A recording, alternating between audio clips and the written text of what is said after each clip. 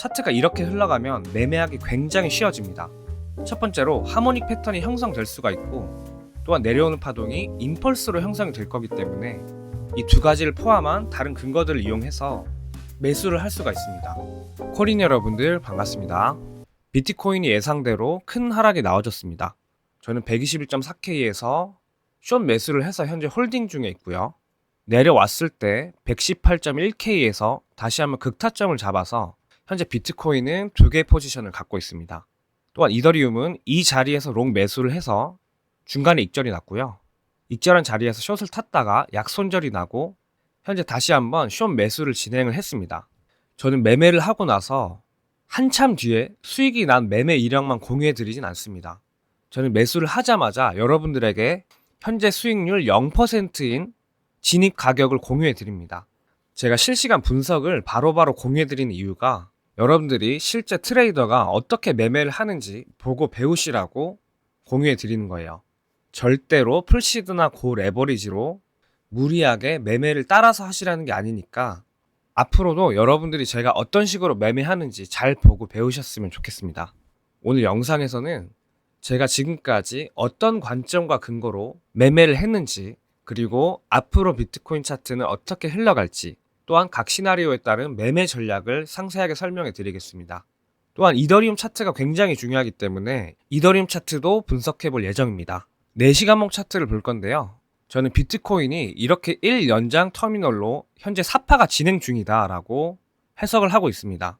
이때 당시에 이렇게 ABC를 W파로 하는 X파 그리고 Y파로 떨어질 수도 있고, 혹은 이 ABC를 A파로 하는 A, B, C 플랫이 나올 수 있다라고 지속적으로 설명을 해드렸습니다.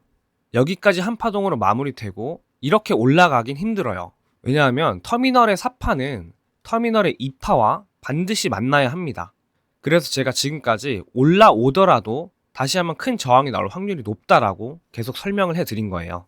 비트코인의 첫 번째 파동은 3연장 임펄스로 내려왔고, 그 다음에 삼각수렴이 지그재그의 B파로 나온 후 급격하게 내려가는 지그재그의 C파가 나왔습니다.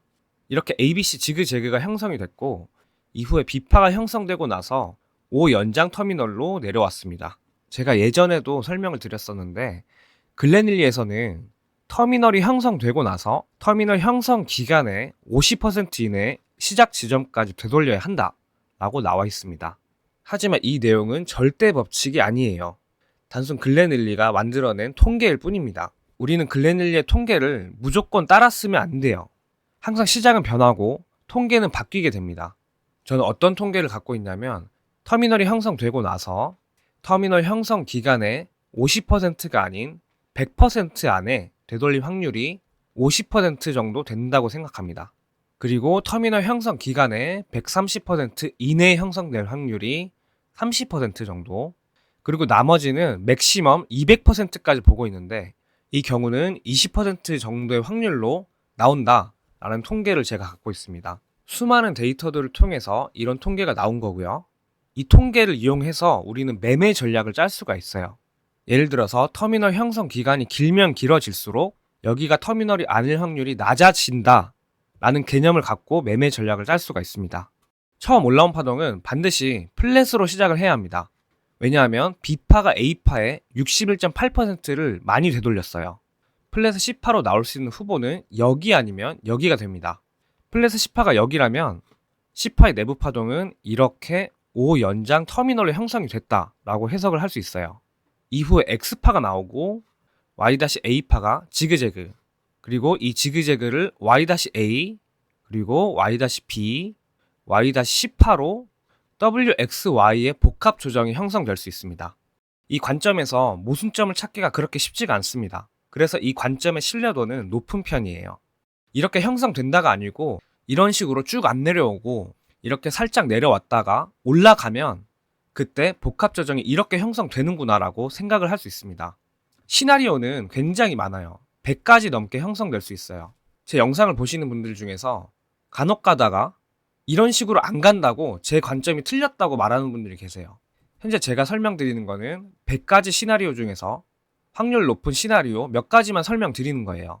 이렇게 그대로 간다는 게 아니고 여러 가지 시나리오 중에서 이런 식으로 간다면 여기까지 온다면 우리가 매매 준비를 할 수가 있겠죠. 어디서 매수를 하고 이 관점이 깨지는 구간은 어디기 때문에 손절을 할 것이고 익절은 어디서 할 것이다. 이런 매매 전략을 미리 준비를 할 수가 있기 때문에 이렇게 관점을 미리미리 예상을 해 두는 거예요. 두 번째로 확률 높은 관점은 이렇게 ABC 연장 플랫이 여기까지 나왔다 라고 보고 있습니다. C판은 이렇게 1, 2, 3, 4, 5파로 5연장 임펄스가 형성이 됐다라고 보고 있어요. 이 관점의 확률은 그렇게 높게 보고 있진 않아요. 왜냐하면 1파와 5파가 임펄스의 5파동으로 명확하게 나눠지지 않았습니다. 항상 파동은 붕괴될 수 있기 때문에 이렇게 불가능하다라고 단언을 하는 것보다 이렇게 나올 확률이 낮다라고 생각하시는 게 좋습니다. 이더리움 차트를 분석해 볼 건데요. 1시간봉 차트를 보겠습니다. 3,350달러부터 올라온 파동은 이렇게 3연장 임펄스가 형성이 되고 있다라고 해석하고 있습니다. 15분봉을 자세히 보시면 3연장 임펄스가 5파로 나왔다라고 해석을 할 수가 있어요. 어떤 파동이 3연장 임펄스처럼 나올 때 무조건 3연장 임펄스다라고 해석하는 건 위험합니다. 중간에 X파동이 껴서 이렇게 W, X, Y로 복합 조정으로 형성이 될 수 있어요. 언뜻 보면은 비슷한 흐름이지만 전혀 다른 파동입니다. 이럴 때는 두 가지 가능성을 두고 매매 전략을 짜야 합니다. 올라오는 파동이 3연장 임펄스라면 이더리움은 굉장히 크게 하락을 할 거예요. 왜냐하면 여기가 파동의 끝자락이기 때문입니다. 하지만 그게 아니고 올라오는 파동이 복합 조정이라면 이 복합 조정을 1파로 하는 1연장 터미널이 형성될 수 있습니다. 비트코인의 상세한 관점을 설명드렸으니까 각 관점에 따른 매매 전략을 설명드리겠습니다. 영상이 도움되신다면 구독과 좋아요 한 번씩만 꼭 부탁드릴게요. 그리고 실시간 관점은 텔레그램에 공유를 해드리고 있으니까 영상 하단 링크를 타고 들어오셔서 소통해 주시면 되겠습니다.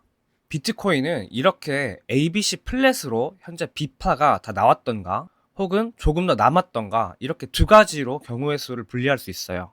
비트코인의 세부 파동을 분석해 보면 이렇게 1연장 임펄스로 내려왔다고 볼 수가 있습니다. 이렇게 되면 이 1연장 임펄스를 A파로 하는 지그재그가 형성이 되고 그 이후에 이 지그재그를 B파로 하는 플랫으로 복합 조정의 Y파가 마무리가 되겠죠. 차트가 이렇게 흘러가면 매매하기 굉장히 쉬워집니다. 첫 번째로 하모닉 패턴이 형성될 수가 있고 또한 내려오는 파동이 임펄스로 형성이 될 거기 때문에 이 두 가지를 포함한 다른 근거들을 이용해서 매수를 할 수가 있습니다. 하지만 이때는 손절 라인을 잘 잡으셔야 돼요.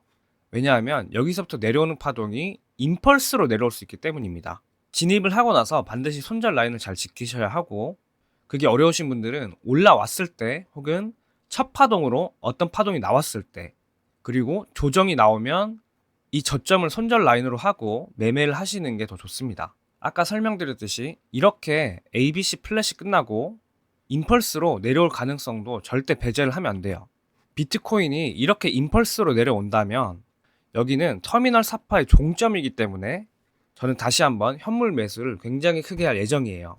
물론 세부 파동이 분석됐을 때를 가정하고 말씀드리는 거예요. 오른쪽이 비트코인 차트고 왼쪽이 이더리움 차트인데요. 우리가 예상해 볼 수 있는 시나리오는 비트코인이 이렇게 내려온다면 이더리움은 터미널에 2파로 내려오고 비트코인이 10파로 다시 한번 올라온다면 이더리움은 3, 4, 5파로 역사적 신고점 주변에서 마무리가 될 수 있습니다. 다시 한번 설명드리지만 이렇게 나온다는 게 아니고 비트코인과 이더리움 차트가 이렇게 형성이 된다면 이런 부근에서 저항이 나올 확률이 높으니까 그에 맞게 매매 전략을 짜자는 겁니다. 제가 지난 영상에서 유의미한 피보나치가 여기 아니면 여기가 될 수 있다라고 설명을 드렸는데 영상만 보시고 매매를 하시면 안 돼요. 반드시 여기에 세부 파동이 마무리가 됐는지 그리고 내려오는 파동이 하락 파동의 첫 파동인지 이거를 분석해서 매수와 손절을 해야 합니다. 저는 이때 한번 매수를 했는데 내려오는 파동이 하락의 시작이 아니라고 생각을 해서 바로 본전에 털었습니다. 여기서는 캔들이 급등하는 추세였기 때문에 당연히 안 탔고요. 제가 유튜브 영상에서 설명드릴 수 있는 게 한정적일 수밖에 없어요. 유튜브 영상에서는 큰 관점을 따라가시고 유익한 내용들을 공부하시는 데 사용하시는 걸 추천드려요. 제가 24시간 방송을 켜놓고 생활할 수 없기 때문에 세부적인 차트 분석은 어떤 신호가 나올 때 바로 텔레그램에 공유를 해드립니다. 오늘 분석은 여기까지 하고 세부적인 관점은 텔레그램에 남겨드리고 있으니까 반드시 들어오셔서 참고해 주시면 되겠습니다.